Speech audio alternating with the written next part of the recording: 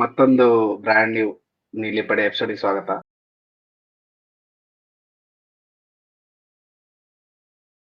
ಇವತ್ತು ಆಕ್ಚುಲಿ ಇವತ್ತು 5 ಗಂಟೆಗೆ ಇಂಡಿಯಾ ವರ್ಸಸ್ ಆಸ್ಟ್ರೇಲಿಯಾ ಮ್ಯಾಚ್ ಇದೆ, ಏಷ್ಯನ್ ಕಪ್ ಮ್ಯಾಚ್. ಸೊ ಅದಕ್ಕೋಸ್ಕರ ಅದ್ರ ಬಗ್ಗೆ ಮಾತಾಡೋಣ ಅಂತ ಬಂದಿರೋದು. ಸೊ ತೇಜಸ್, ನಾನು ನಿಮಗೂ ಬರ್ತೀನಿ. ನಿನ್ನೆ ಸ್ಟಾರ್ಟ್ ಆಯ್ತು ಮ್ಯಾಚ್, ನೀವು ನೋಡ್ತಾ ಇದ್ರಿ. ಕತಾರ್ ಮತ್ತೆ ಲೆಬನನ್ ಚೆನ್ನಾಗಿ ಆಡಿದ್ರು. ಆಕ್ಚುಲಿ ಓಪನಿಂಗ್ ಸೆರೆಮನಿ ನೋಡಿದ್ರಿ ನೀವು, ಹೇಗಿತ್ತು ಅಂತ ಅದರ ಬಗ್ಗೆ ಹೇಳಿ. ಮತ್ತೆ ಏಷ್ಯನ್ ಕಪ್, ಈ ಪರ್ಟಿಕ್ಯುಲರ್ ಏಷ್ಯನ್ ಕಪ್ 6 ಗ್ರೂಪ್ಸ್ ಇದೆ. ಈ 6 ಗ್ರೂಪ್ಸ್ ಇಂದ ಫಾರ್ಮೇಟ್ ಯಾವ ತರ ಇರುತ್ತೆ ಅಂತ, ಈಗ ಮುಂದೆ ಹೋಗೋ ಟೀಮ್ಗಳಿಗೆ, ಸ್ಟೇಜ್ ಇಂದ ಮುಂದೆ ಹೋಗೋ ಟೀಮ್ಗಳಿಗೆ ಯಾವ ತರ ಫಾರ್ಮೇಟ್ ಇರುತ್ತೆ ಅಂತ ಅದ್ರ ಬಗ್ಗೆ ಒಂದ್ ಸ್ವಲ್ಪ ಹೇಳಿ ನಮ್ಗೆ. ಅದೇ ನಿನ್ನೆ ಓಪನಿಂಗ್ ಸೆರೆಮನಿ ತುಂಬಾ ಚೆನ್ನಾಗಿತ್ತು. ನಿಮ್ದು ಜಿಯೋ ಸಿನಿಮಾದಲ್ಲಿ ಎಲ್ಲ ಮ್ಯಾಚಸ್ ಬರ್ತಿದೆ, ಸೊ ಹಾಗೆ ಅದರಲ್ಲಿ ನೋಡ್ಬೋದು. ಆಮೇಲೆ first match expected result, Qatar home game ಬೇರೆ, ಡಿಫೆಂಡಿಂಗ್ ಚಾಂಪಿಯನ್ಸ್ ಬೇರೆ, ಫೇವ್ರೇಟ್ಸ್ ಅಲ್ಲ ಟೂರ್ನಮೆಂಟ್ಗೆ, ಬಟ್ ಹೋಮ್ ಅಲ್ಲಿ ಆಡ್ತಿರೋದ್ರಿಂದ ಮೋಟಿವೇಶನ್ ಇದೆ. ಲೆಬನನ್ ಸೇಮ್ ಕತಾರ್ 3-0 ಇಂಡಿಯಾ ತರ ಸೇಮ್ ಗೇಮ್ ಆಗಿತ್ತು ಅಂತಾರ ನೋಡೋದಾದ್ರೆ. Good game to start with. ಇವಾಗ ಏಷ್ಯನ್ ಕಪ್ ಬಗ್ಗೆ ಮಾತಾಡೋಣ. ಸೊ ನಮ್ದು ಏಷ್ಯನ್ ಕಪ್ ಅಲ್ಲಿ, ಏಷ್ಯಾದಲ್ಲಿ ಬೇಸಿಕ್ಲಿ 46 ಟೀಮ್ಸ್ ಇದೆ. 46 ಟೀಮ್ಸ್ ಅಲ್ಲಿ ಕ್ವಾಲಿಫಿಕೇಶನ್ ಮೂಲಕ 24 ಟೀಮ್ಸ್ ಮಾತ್ರ ಕ್ವಾಲಿಫೈ ಆಗಿರೋದು. ನೀವು ನೋಡಿರುವ ಹಾಗೆ ಸೌತ್ ಏಷ್ಯಾದಿಂದ ಇಂಡಿಯಾ ಮಾತ್ರ ಕ್ವಾಲಿಫೈ ಆಗಿರೋದು. ಸೊ 24 ಟೀಮ್ಸ್ ಆಡ್ತಾ ಇದೆ ಈ ಟೂರ್ನಮೆಂಟ್ಸ್. ಬೇಸಿಕ್ಲಿ 24 ಟೀಮ್ಸ್ ಇದು 6 ಗ್ರೂಪ್ಸ್ ಇದೆ.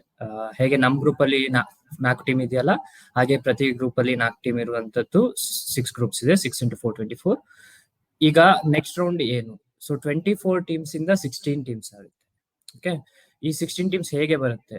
ಪ್ರತಿ group in winners 6 teams plus ಪ್ರತಿ ಗ್ರೂಪ್ ಇದು ರನ್ನರ್ಸ್ ಅಪ್ 6 ಟೀಮ್ಸ್, 12 ಟೀಮ್ಸ್ ಆಯ್ತು. ಇನ್ನು 4 ಟೀಮ್ಸ್ ಥರ್ಡ್ ಪ್ಲೇಸ್ ಫಿನಿಶ್ ಆಗಿರ್ತಾರಲ್ಲ ಪ್ರತಿ ಗ್ರೂಪ್ ಅಲ್ಲಿ, ಅದರಲ್ಲಿ ಬೆಸ್ಟ್ 4 ಟೀಮ್ಸ್. ಸೇ ನಾವು 3 ಮ್ಯಾಚ್ ಅಲ್ಲಿ 3 ಪಾಯಿಂಟ್ಸ್ ತಕೊಂಡು ಪ್ಲಸ್ 2 ಗೋಲ್ ಡಿಫರೆನ್ಸ್ ಇತ್ತು. ಇನ್ನೊಂದು ಗ್ರೂಪ್ ಅಲ್ಲಿ 3 ಮ್ಯಾಚ್ ಅಲ್ಲಿ 2 ಪಾಯಿಂಟ್ ತಕೊಂಡು ಏನೋ ಒಂದು ಗೋಲ್ ಡಿಫರೆನ್ಸ್ ಇದ್ರೆ, ಆ 6 ಥರ್ಡ್ ಪ್ಲೇಸ್ ಬಂದಿರೋ ಕಂಟ್ರೀಸ್ ಅಲ್ಲಿ ಆ ಕಂಟ್ರಿಗಿಂತ ನಾವು ಮೇಲೆ ಇರ್ತೀವಿ. ಸೊ ಹೀಗೆ ಟಾಪ್ 4 ಬರಬೇಕು ಅದ್ರಲ್ಲಿ. ಸೊ ಹೀಗೆ ಟಾಪ್ 4 ಬಂದ್ರೆ ನಾವು ನೆಕ್ಸ್ಟ್ ರೌಂಡ್ಗೆ ಕ್ವಾಲಿಫೈ ಆಗ್ಬೋದು. ಸೊ ಹೀಗೆ 6+6+4 ಆಗಿ 16 ಟೀಮ್ಸ್ ಇರುತ್ತೆ. ಅದರ ನಂತರ ಸ್ಟ್ರೈಟ್ ಫಾರ್ವರ್ಡ್ 16 ಇಂದ 8, 8 ಇಂದ 4, 4 ಇಂದ 2 ಅಂಡ್ ಆಬ್ವಿಯಸ್ಲಿ ದ ವಿನ್ನರ್.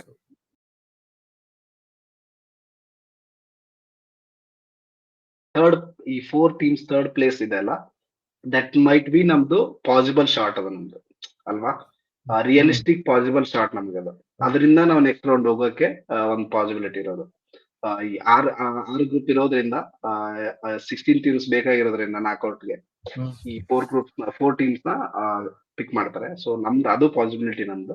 ನೋಡೋಣ ನಾವ್ ಇವತ್ತು ಯಾವ ತರ ಆಡ್ತೀವಿ. ಇವತ್ತಿನ ಗೇಮ್ ತುಂಬಾ ಮ್ಯಾಟರ್ ಆಗುತ್ತೆ. ಆ ಪರ್ಟಿಕ್ಯುಲರ್ ಸ್ಪಾಟ್ ಅಲ್ಲಿ ಯಾರು ಇರ್ತಾರೆ, ಅಥವಾ ಆ 4 ಟೀಮ್ಗಳು ಯಾರು ಫೈನಲ್ ಆಗಿ ಎಂಡ್ ಆಗ್ತಾರೆ ಅನ್ನೋದು.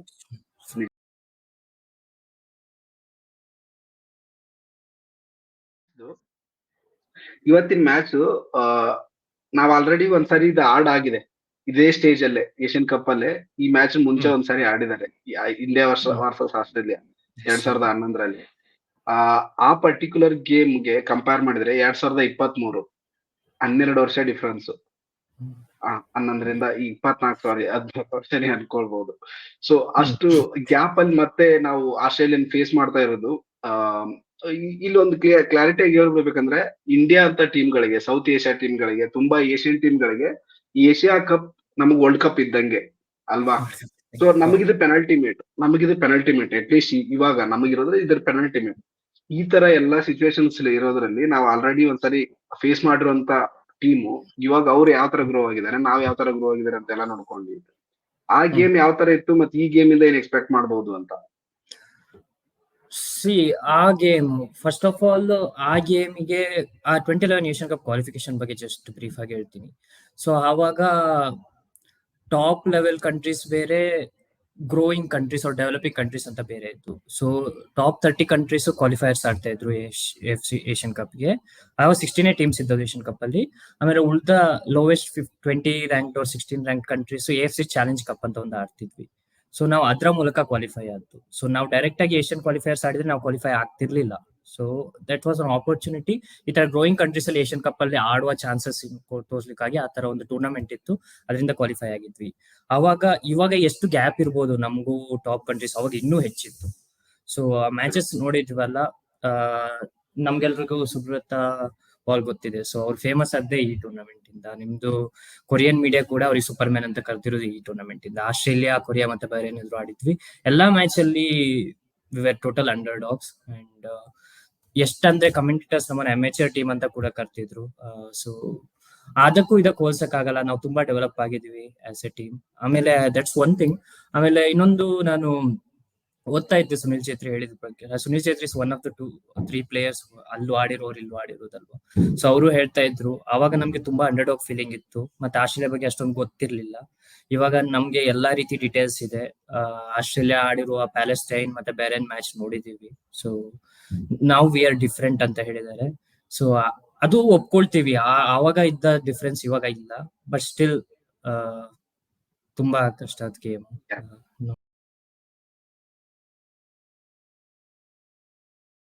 ಯಾಕು ಹೇಳಿರೋದೇನಂದ್ರೆ, ನಮ್ಗೆ ಜಾಸ್ತಿ ಹೈಟ್ ಇರೋರ್ ಬೇಕು ನಮ್ ಲೈನಪ್ ಅಲ್ಲಿ. ಇರೋ ಸ್ಕ್ವಾಡ್ ಇಂದಾನೆ ಹೈಟ್ ಇರೋರ್ ಬೇಕು ನಮ್ಗೆ ಅಂತ ಹೇಳಿದಾರೆ. ಸೊ ಆ ಸ್ಕ್ವಾಡ್ ಬಗ್ಗೆ ಒಂದ್ ಸ್ವಲ್ಪ ಬ್ರೀಫ್ ಆಗಿ ಕೊಡ್ಬೇಕಂದ್ರೆ, ಇವಾಗ ಪ್ರೆಸೆಂಟ್ಲಿ ಮತ್ತೊಂದ್ಸರಿ ಹೇಳ್ಬಿಡ್ತೀನಿ. ಮಿಸ್ಸಿಂಗ್ ಲಾಸ್ಟ್ ಎಪಿಸೋಡ್ ಅಲ್ಲಿ ನಾವು ಡಿಸ್ಕಸ್ ಮಾಡಿದ್ವಿ ಇದನ್ನ. ಮಿಸ್ಸಿಂಗ್ ಅಂತ ಬಂದ್ರೆ ಅನ್ವರ್ ಅಲಿ, ಆಶಿಕ್ ಕುರ್ನಿಯನ್ ಮತ್ತೆ ಜೀಕ್ಸನ್ ಇವಾಗ ಕೇರಳ ಬ್ಲಾಸ್ಟರ್ಸ್ ಮತ್ತೆ ಬಂದಿದ್ದಾರೆ. ಮೇ ಬಿ ಅವ್ರ ಮ್ಯಾಚ್ ಫಿಟ್ ಇರ್ಲಿಕ್ಕಿಲ್ಲ, ಅದಕ್ಕೆ ಅವ್ರನ್ನ ತಗೊಂಡಿರಲ್ಲ ಸ್ಕ್ವಾಡ್ ಅಲ್ಲಿ, ಅದು ಅಂಡರ್ಸ್ಟ್ಯಾಂಡಬಲ್. ಮತ್ತೆ ಅಪುಯ್ಯ ಬೇರೆ ಚೆನ್ನಾಗ್ ಆಡ್ತಾ ಇದಾರಲ್ಲ, ಸೊ ಕಂಪ್ಲೇಂಟ್ ಮಾಡಂಗಿಲ್ಲ ಅಲ್ಲಿ ನನ್ನ ಪ್ರಕಾರ. ಆತರ ನೋಡಿದ್ರೆ ನಮ್ಗೆ ಇವ್ರು ಏನ್ ಹೇಳಿದಿರೋದಂದ್ರೆ, ಸ್ಟಿಮ್ಯಾಕ್ ಹೇಳಿರೋದೇನಂದ್ರೆ, ನಮಗೆ ಹೈಟ್ ಬೇಕು ಲೈನಪ್ ಅಲ್ಲಿ. ಹೈಟ್ ಇದ್ರೆ ನಮ್ಗೆ, ಯಾಕಂದ್ರೆ ಅವ್ರ ಅಟ್ಯಾಕಿಂಗ್ ಮತ್ತೆ ಅವ್ರ ಕ್ರಾಸಸ್ ತುಂಬಾ ಜಾಸ್ತಿ ತಗೊಳ್ಳೋದ್ರಿಂದ, ಮತ್ತೆ ಸೆಟ್ ಪೀಸ್ ಅಲ್ಲೂ ಇವೆಲ್ಲ ಹೆಲ್ಪ್ ಆಗ್ಬೇಕಂತ ಹೈಟ್ ತುಂಬಾ ಮ್ಯಾಟರ್ ಆಗುತ್ತೆ ನಮಗೆ ಅಂತ ಹೇಳ್ತಿದ್ದಾರೆ. ಕಂಪ್ಯಾರಿಟಿವ್ಲಿ ಇವಾಗ ನಾನು ಎರಿಕ್ ಪಾರ್ಥಲ್ಲೂ ಎಪಿಸೋಡ್ ನೋಡ್ತಾ ಇದ್ದೆ ಒಂದು, I think humans of Indian football ಅಥವಾ 420 ಗ್ರಾಮ್ ಅಲ್ಲಿ. ಅವ್ರು ಹೇಳಿದ್ ಏನಂದ್ರೆ, ಹೈಟ್ ಕಂಪ್ಯಾರಿಸನ್ ಮಾಡಿದ್ರು ಅವರು. ಲೈಕ್ ಅವ್ರು ಮಿನಿಮಮ್ ಎಲ್ಲರೂ ಆಸ್ಟ್ರೇಲಿಯನ್ ಪ್ಲೇಯರ್ಸ್ ಬಂದ್ರೆ ಯಾರೇ 6+ ಇದಾರೆ. ಐ ಥಿಂಕ್ 6'2", 6'3" ಹಿಂಗೇನೋ ಇದಾರೆ. ಇಂಡಿಯನ್ ಪ್ಲೇಯರ್ಸ್ ಆತಾರೆ 5'9", 5'8", 5'9" ಅಥವಾ 6 ಬರ್ಬೋದು ನಾವು ಮ್ಯಾಕ್ಸ್. ಸೊ ಅದು ಮಿಡ್ ಫೀಲ್ಡ್ ಅಲ್ಲೂ ಕೂಡ ಮತ್ತೆ ಡಿಫೆನ್ಸ್ ಅಲ್ಲೂ ತುಂಬಾ ಮ್ಯಾಟರ್ ಆಗುತ್ತೆ ಅನ್ಸುತ್ತೆ ನಂಗೆ. ಸೊ ಇದೊಂದು ಡಿಫ್ರೆನ್ಸ್ ಇದ್ದೇ ಇರುತ್ತೆ. ಇದ್ರ ಬಗ್ಗೆ ಜಾಸ್ತಿ ಕಂಪ್ಲೇಂಟ್ ಮಾಡಕ್ ಆಗಲ್ಲ, ಯಾಕಂದ್ರೆ ಅದು ಫಿಸಿಕಲ್ ಬಿಲ್ಡ್ ಅಲ್ಲ. You can't just complaint about it. ಅದು ಇದ್ದಿದ್ದೆ ಅದನ್ನ ಇಟ್ಕೊಂಡು ನಾವ್ ಏನ್ ಮಾಡ್ತೀವಿ ಅಂತ. ಸೊ ನಾನ್ ಜಸ್ಟ್ ನಿಮ್ಗೆ ನನ್ ಪ್ರೆಡಿಕ್ಷನ್, ಲೈನ್ ಅಪ್ ಪ್ರೆಡಿಕ್ಷನ್ ಕೊಡ್ತೀನಿ ನಾನು ಇವತ್ತಿಂದ. ಏನಂದ್ರೆ, ಇವತ್ತಿನ ಗೇಮ್ ನ ಯಾವ ತರ ಅಪ್ರೋಚ್ ಮಾಡ್ಬೋದು ನಾವು ಅಂತಂದ್ರೆ, ನನ್ ಪರ್ಟಿಕ್ಯುಲರ್ ಲೈನ್ ಅಪ್ ಪ್ರೆಡಿಕ್ಷನ್ ಏನಂದ್ರೆ, ಫಸ್ಟ್ ಆಫ್ ಆಲ್ ನಾವು ಮೈಂಡ್ ಅಲ್ಲಿ ಇಟ್ಕೋಬೇಕು, we are facing extremely talented, extremely good team. One of the favourites of this tournament ಅಲ್ಲ, ಈ ಟೂರ್ನಮೆಂಟ್ ಗೆಲ್ಲ ಅಂತ ಒಂದು ಟೀಮ್, ಅವರು ಚಾನ್ಸಸ್ ಇರುವಂತ ಟೀಮ್. ಆ ಟೀಮ್ ನ ನಾವು ಫೇಸ್ ಮಾಡ್ತಾ ಇದೀವಿ. ಸೊ ಪಾಸಿಬಲಿ 2 ಫೈನಲಿಸ್ಟ್ ಗಳು ಬಂದು ನಮ್ ಗ್ರೂಪ್ ಇಂದಾನೇ ಆಗೋ ಚಾನ್ಸಸ್ ಕೂಡ ಇದೆ. ಅಷ್ಟ್ ಚೆನ್ನಾಗಿರೋ ಗ್ರೂಪ್ ಇದು. ಸೊ ಲೈನ್ ಅಪ್ ನಮ್ದು ಹೆಂಗೆ ಅಂದ್ರೆ, ಅಬ್ವಿಯಸ್ ಆಗಿ ಚೇಂಜ್ ಏನೋ ಮಾಡಂಗಿಲ್ಲ. ಅವಾಗ 2011 ಸುಬ್ರತಾ ಪೌಲ್ ಇದ್ರು, ಅದೇ ತರನೇ ಇವಾಗ ಅಷ್ಟೇ ಕ್ವಾಲಿಟಿ ಇರುವಂತ ಒಬ್ಬ ಗೋಲ್ ಕೀಪರ್ ಇದಾರೆ. ಗುರ್ಪ್ರೀತ್ ಸಿಂಗ್ ಸಂಧು ಸ್ಟಾರ್ಟ್ ಮಾಡ್ಲೇಬೇಕು, ಅದು ಎರಡನೇ ಮಾತಿಲ್ಲ ಅದ್ರಲ್ಲಿ, ಅವ್ರು ಸ್ಟಾರ್ಟ್ ಮಾಡ್ಲೇಬೇಕು. ಅವ್ರು ಬಿಟ್ರೆ ಗೋಲ್ ಅಲ್ಲಿ ಅವ್ರಾದ್ರೆ ಸೆಂಟರ್ ಬ್ಯಾಕ್ ಪೇರಿಂಗ್ ಆಗಿ ನಾನು ಮತ್ತೆ ಸಂದೇಶ್ ಡಿಂಗನ್ ಅಂಡ್ ಬೇಕೆಗೆ ಹೋಗ್ತೀನಿ. ಬೇಕೆ ಎಕ್ಸ್ಪೀರಿಯನ್ಸು, ಬೇಕೆ ಅದೇನ್ ಹೇಳ್ತಾರೆ, ಅವನಲ್ಲಿರುವಂತ ಈ ಬಿಗ್ ಗೇಮ್ ಪ್ಲೇಯರ್ ಅಂತ ಹೇಳ್ತೀನಿ ನಾನು ಯಾವಾಗ್ಲೂ ಅವನಿಗೆ. ಸೊ ಅದನ್ನೆಲ್ಲ ಅವ್ನು ಹೊರಗ್ ತರೋಂತ ಚಾನ್ಸಸ್ ಜಾಸ್ತಿ ಇರುತ್ತೆ ಅನ್ಕೊಂತೀನಿ.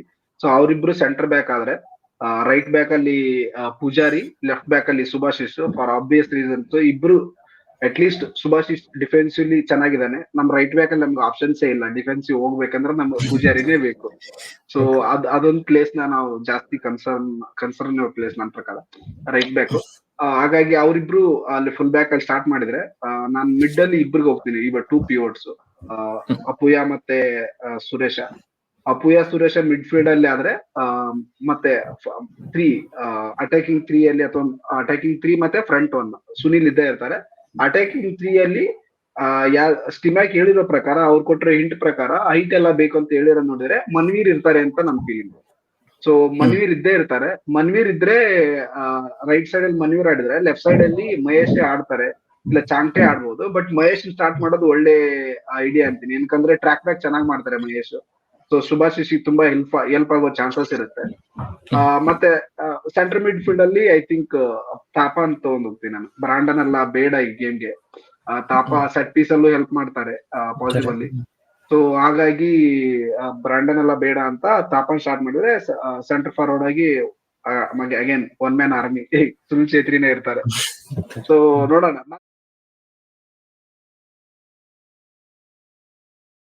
ಆಸ್ಟ್ರೇಲಿಯಾ ಟೀಮ್ ಇವಾಗ ಲಾಸ್ಟ್ 2 ಫ್ರೆಂಡ್ಲಿ ಕೂಡ ಆಡಿದ್ರು ಅವರು. ಸಾರಿ, 1 ಫ್ರೆಂಡ್ಲಿ ಆಡಿದ್ರು, 1 ವರ್ಲ್ಡ್ ಕಪ್ ಕ್ವಾಲಿಫೈರ್ ಇತ್ತು ಅವರು, ಪ್ಯಾಲೆಸ್ತೇನ್ ಮತ್ತೆ ಬೇರೆ. ಅವೆರಡು ಗೇಮ್ ನೋಡಿದ್ರೆ ಅವ್ರದ್ದು ಯಾವ ತರ ಲೈನ್ ಅಪ್ ಪ್ರಿಫರ್ ಮಾಡ್ತಾರೆ ಅವರು? ಅವರು 4-2-3-1 ಹೋಗೋದು. ಬಟ್ ಅವ್ರದ್ದು ಮೇನ್ ಆಗಿ ವಿಂಗ್ಸ್ ತುಂಬಾ ಸ್ಟ್ರಾಂಗ್ ಇದೆ. ಆಮೇಲೆ ಹೈಟ್ ಬಗ್ಗೆ ತುಂಬಾ ಮಾತಾಡಿದ್ವಿ ಅಲ್ವಾ. ಹೈಟ್ ಅಲ್ಲಿ ಅವ್ರದ್ದು ಡಿಫೆಂಡರ್ಸ್ ಎಸ್ಪೆಷಲಿ ಹ್ಯಾರಿ ಸೊಟಾರೋ ಮತ್ತೆ ಇನ್ನೊಬ್ರು, ಇವರೆಲ್ಲ ತುಂಬಾ ಹೈಟ್, ಆಲ್ಮೋಸ್ಟ್ 200 ಸೆಂಟಿಮೀಟರ್ಸ್. ಜಿಂಗನ್ ಬೆಕೆಗೆಲ್ಲ ತುಂಬಾ ಎಫರ್ಟ್ ಹಾಕ್ಬೇಕು. ಡಿಫೆನ್ಸಿವ್ಲಿ ತುಂಬಾ ಸ್ಟ್ರಾಂಗ್ ಇರ್ಬೇಕು. ಹೌದು, ನಮ್ ಕಾರ್ನರ್ಸ್ ಅಲ್ಲೆಲ್ಲ we need at least 9 players. Mean Sunil Chhetri ಜೊತೆಗೂ ಅಥವಾ ಸುನಿಲ್ ಛೇತ್ರಿ ಬಿಟ್ಟು ಮತ್ತೆ ನೋಡೋದು. ಬಟ್ ಅವ್ರ ಫ್ರೆಂಡ್ಲಿ ಬಗ್ಗೆ ಮಾತಾಡಿದರೆ ಪ್ಯಾಲೆಸ್ಟೀನ್ ಫ್ರೆಂಡ್ಲಿ ಅವ್ರು ಅಷ್ಟೊಂದು ಸ್ಟ್ರಾಂಗ್ ತೋರಿಲ್ಲ. ಇಟ್ ವಾಸ್ 1-0 ವಿನ್ ಅಷ್ಟೇ. ಸೊ ನಾವು ಆ ಪರ್ಫಾರ್ಮೆನ್ಸ್, ಆ ಲೆವೆಲ್ ಪರ್ಫಾರ್ಮೆನ್ಸ್ ಕೊಟ್ರೆ ಹೇಗೋ ಏನೋ ಒಂದು ಡ್ರಾ ಪಡಿಬೋ ಚಾನ್ಸಸ್ ಇದೆ ಅಂತ ಅನ್ಕೊಳ್ತೀನಿ. ವಂಡರ್ಫುಲ್. ಮತ್ತೆ ಅವರು ಫಾರ್ವರ್ಡ್ ಏನಿದಾರಲ್ಲ, ಇವರು ಯಾರು, ಮಿಚೆಲ್ ಡ್ಯೂಕ್ ಅಂತ, ಅವ್ರು ಲಾಸ್ಟ್ ಗೇಮ್ ಸ್ಕೋರ್ ಮಾಡಿದ್ರು. ಅವ್ರು ಒಳ್ಳೆ ಫಾರ್ಮ್ ಅಲ್ಲಿ ಬೇರೆ ಇದಾರೆ. ಅವರು ಜಪಾನ್ ಲೀಗ್ ಆಡ್ತಿದ್ರು, ಜೀವನಲ್ಲಿ ಆಡಲ್ಲ ಮಚ್ಚಿದ. ಸೊ ಅವ್ರ ಜೀವನಲ್ಲಿ ಆಡೋದವ್ರು. ಸೊ ಕ್ವಾಲಿಟಿ ಇರುವಂತ ಪ್ಲೇಯರ್ಸೇ. ನಮ್ ಸೆಂಟರ್ ಬ್ಯಾಕ್ಸ್ ಅವ್ರು ಲಾಸ್ಟ್ ಮ್ಯಾಚ್ ನೋಡಿದ್ರೆ ಬೇರೆ ಮ್ಯಾಚ್, ಅವರು 2-5 ಪ್ರೆಸ್ ಮಾಡ್ತಿದ್ರು ಅವರು. ಸೊ ಅವರು ಫ್ರಂಟ್ ಅಲ್ಲಿ 5 ಪ್ರೆಸ್ಸಿಂಗ್ ಎಲ್ಲ ಇತ್ತು ಅವ್ರದ್ದು. ಅವರು ಸ್ಟಾರ್ಟ್ ಮಾಡಿದ್ ಬಂದು 4-4-2 ಸ್ಟಾರ್ಟ್ ಮಾಡಿದ್ರು, ಬಟ್ ಪ್ರೆಸ್ಸಿಂಗ್ ಆ ತರ ಇತ್ತು ಅವ್ರದ್ದು, ಚೆನ್ನಾಗಿತ್ತು. ಪ್ಯಾಲೆಸ್ತೇನ್ ಗೇಮ್ ಅದೇ 4-2-3-1 ಮಾಡಿದ್ರು ಅವರು. ಸೊ ಅವ್ರ ಒಳ್ಳೆ ಕ್ವಾಲಿಟಿ ಟೀಮ್ ಆಗಿರೋದ್ರಿಂದ ಬೇಕಾದ ತರ ಅವ್ರು ಸ್ವಿಚ್ ಮಾಡ್ತಿರ್ತಾರೆ. ಬಟ್ ನನಗೇನ್ ಅನ್ನಿಸ್ತಿದೆ first 15 minutes of this game ತುಂಬಾ ಕ್ರೂಷಿಯಲ್ ಆಗಿರುತ್ತೆ ಅನ್ಕೊಂಡ್ತೀನಿ. ಯಾಕಂದ್ರೆ ಕತಾರ್ ಗೇಮ್ ಅಲ್ಲೂ ನಾವು ಮಾಡಿದ್ದ ಅದೇ ಮಿಸ್ಟೇಕ್ ಅಲ್ವಾ. ಕತಾರ್ ಗೇಮ್ ಮಾಡಿದ ತಪ್ಪು. ಮತ್ತೆ ಆಸ್ಟ್ರೇಲಿಯಾ ಕೋಚ್ ಕೂಡ ಅದೇ ಮಾತಾಡಿದ್ದಾರೆ, ಅವ್ರ ಎದುರು ತುಂಬಾ ಟೀಮ್ಸ್ ಸಿಟ್ ಬ್ಯಾಕ್ ಆಗೋ ಚಾನ್ಸಸ್ ಇದೆ, at least the first 2 games India ಮತ್ತು ಸಿರಿಯಾ ಎದುರು. ಸೊ ಅವರು ವಿಂಗ್ ಸ್ಪೀಡ್ ಆಫ್ ಪ್ಲೇ ಮತ್ತೆ ಇಂಡಿವಿಜುವಲ್ ಕ್ವಾಲಿಟಿ ಮೇಲೆ ಡಿಪೆಂಡ್ ಆಗಿದ್ದಾರೆ. ಸೊ ಇದನ್ನೆಲ್ಲ ನಾವು ತಡ್ಕೊಂಡು ವಿ ಶುಡ್ ಬಿ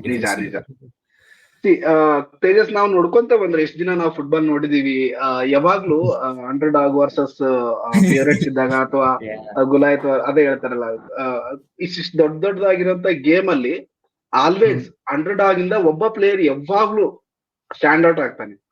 ಇವತ್ತು ಯಾರು ಆಗ್ಬಹುದು ಅಂತ ನಿಮ್ ಪ್ರೆಡಿಕ್ಷನ್ ಯಾರು ಅಂತ? ಇವತ್ತು ಆ ಪ್ಲೇಯರ್ ಯಾರು? ಗುರ್ಪ್ರೀತ್. ಅಬ್ವಿಯಸ್ಲಿ ಅಲ್ಲ, ಗುರ್ಪ್ರೀತ್ ಒಂಥರ ಪರ್ಫಾರ್ಮೆನ್ಸ್ ಕೂಡ ಚಾನ್ಸಸ್ ಇಲ್ಲ ಗುರ್ಪ್ರೀತಿಗೆ ಇದೆ, because he will have like 20 shots to save ಅಲ್ವಾ. ಸೊ ಗುರ್ಪ್ರೀತ್ ಮೇಲೆ ಡಿಪೆಂಡ್. ಐ ಮೀನ್ ಬೇರೆ ಪ್ಲೇಯರ್ಸ್ ಗೋಲ್ ಹೊಡಿಬಹುದು, ಏನೇ ಇರ್ಬೋದು, ಬಟ್ ಪ್ರೈಮ್ ಫ್ಯಾಕ್ಟರ್ ಆಗೋದು ಗುರ್ಪ್ರೀತಿಗೆ. ನಂದಿಲ್ಲ ಒಂದ್ ಸ್ವಲ್ಪ ಡಿಫ್ರೆಂಟ್ ಟ್ರಿಕ್. ಐ ಥಿಂಕ್ ನಾನು ಅಪ್ಪುಯ ಸ್ಟಾರ್ಟ್ ಮಾಡಿದ್ರೆ I think Apuia will stand out today ಅಂತ. ಇವತ್ತು ಅಪ್ಪುಯ ಸ್ಟಾರ್ಟ್ ಮಾಡಿದ್ರೆ ತುಂಬಾ ಜನ ಸ್ಕೌಟ್ಸ್ ನೋಡ್ತಿರ್ತಾರೆ. ಪಾಸಿಬಲಿ ಹೋಗಲ್ಲ, ನನಗೆ ಗೊತ್ತು, ಇಂಡಿಯಾ ಬಿಟ್ಟು ಹೋಗಲ್ಲ. ನಾನ್ ಹೇಳ್ತಾರೆ ತುಂಬಾ ಸ್ಕೌಟ್ಸ್ ನೋಡ್ತಿರ್ತಾರೆ. ಐ ಥಿಂಕ್ ಅಪ್ಪುಯ ಗೇಮ್ ಇದು ಅನಿಸ್ತಿದೆ ನನಗೆ, ಅವ್ನು ಸ್ಟಾರ್ಟ್ ಮಾಡಿದ್ರೆ. ಈ ಗೇಮ್ ಅಲ್ಲಿ ಅವ್ನ ಕ್ವಾಲಿಟಿ ಈ ಗೇಮ್ ಅಲ್ಲಿ ಅವ್ನ ಕ್ವಾಲಿಟಿ ತೋರಿಸುವಂತ ಒಂದು ಸ್ಟೇಜ್ ಇದೆ ಅವನಿಗೆ ಅಂತ ನಂಗೆ ಅನಿಸ್ತಿದೆ.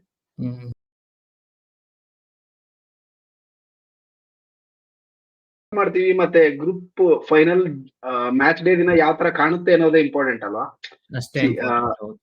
ಅದೇ ಇಂಪಾರ್ಟೆಂಟ್. ಅದನ್ನೊಂದು ಮೈಂಡ್ ಅಲ್ಲಿ ಇಟ್ಕೊಂಡು ತುಂಬಾ ಜಾಸ್ತಿ ಗೋಲ್ ಹೊಡ್ಸ್ಕೊಳ್ಳಲ್ಲ ಅಂತ ಅನ್ಕೊಳ್ತಾ